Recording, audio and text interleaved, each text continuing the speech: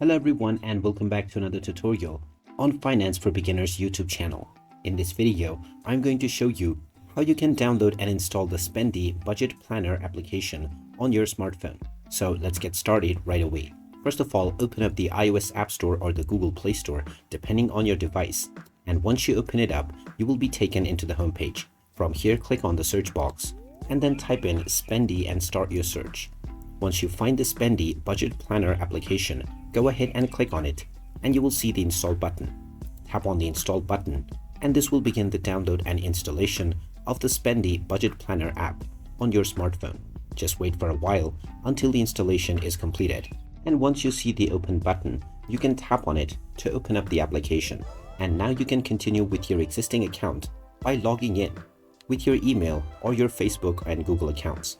If you don't already have an account, you can start creating your new account using sign up with email. And there you have it. That is how easy it is to download and install the Spendee Budget Planner application on your smartphone. If you find this video helpful, don't forget to hit that like button and subscribe to our channel for more useful tips and tutorials. Thanks for watching and I'll see you again in the next one.